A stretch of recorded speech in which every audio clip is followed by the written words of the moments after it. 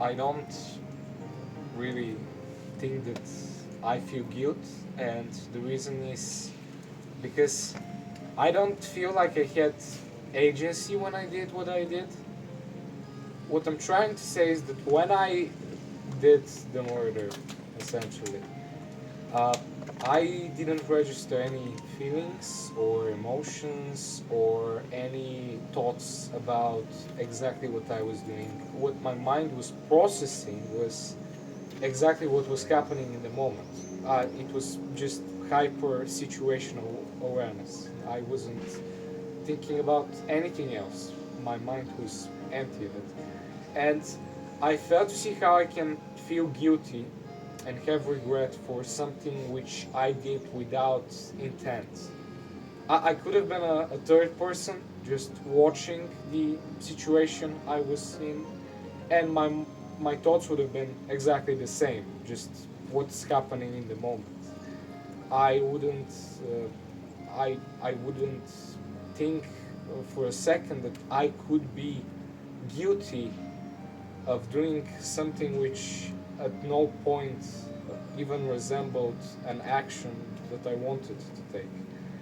And if someone tries to find any meaning in the sense of what I did and why I did it, there isn't any meaning besides the fact I was tired, the fact that it was hot, and the fact that I had an adrenaline rush from earlier altercation with the group of Arabs. And When assimilating the crimes of a condemned, usually the guilt, victims, and the appropriate punishment are most important to everyone.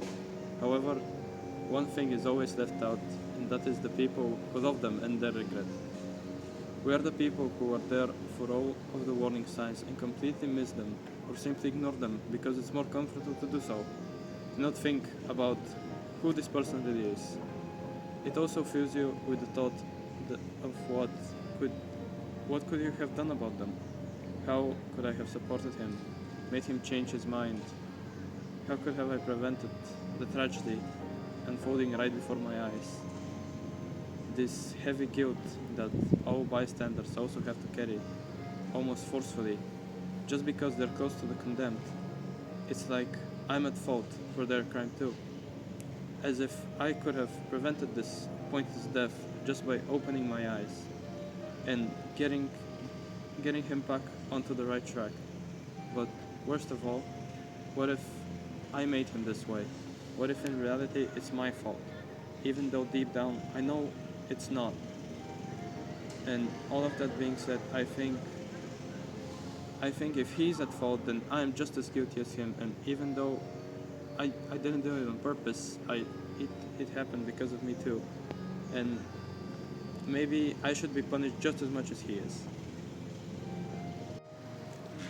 I remember sitting across from Marcel for the first time. He was calm and collected, maybe too calm. The type of calm that causes you to feel unsettled. You would think that he would try to show some kind of empathy toward the situation, especially in court, as all guilty people try to do so in order to prove their innocence. Marceau, however, was different, and people didn't know what to make of him, and neither did I at first. Over time, however, I saw it.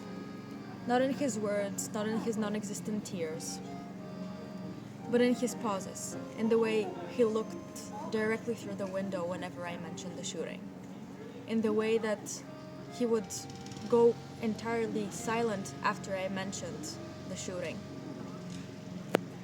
It wasn't that he didn't care, he just didn't know how to express or perform empathy toward the situation, especially in the way that society expects him to, which is exactly what played a really bad number for him in court.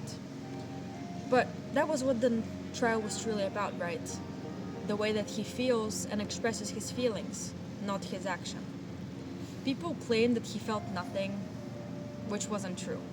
He felt and he does continue to feel absolutely everything, just differently than all of us people do.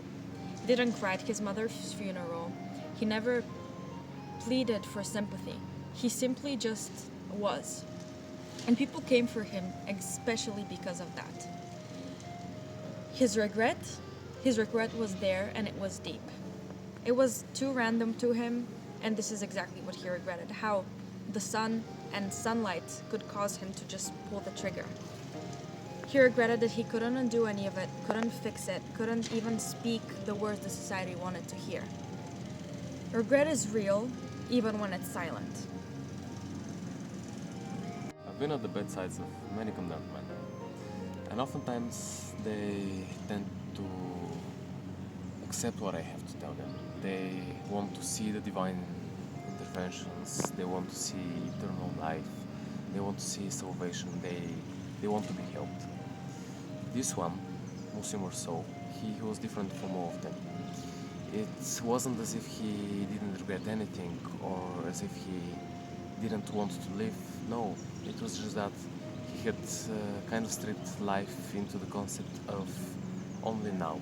He didn't see the past, he didn't want the future. He was only living in the moment. It wasn't as if he didn't regret anything. It was just that he only lived in the now. He didn't truly understand the past, what happened, or the future, what was to happen, the consequences. I think it was just that he wasn't an emotional being. He was purely rational. He didn't see life for what it could offer him. He was a child of God who couldn't see the salvation, who couldn't see help. He didn't want to be helped. Every time I wanted to say to him that he was to be helped, he was to be saved, he only got angrier and angrier. And I am not angry at him about him being mad at me. I understand that he was betrayed, he didn't see that his actions were something so scary, so difficult. No, I just see that he didn't regret anything because he didn't see the situation. He wanted to be helped, yet he didn't understand what help could mean. I think he's just existed.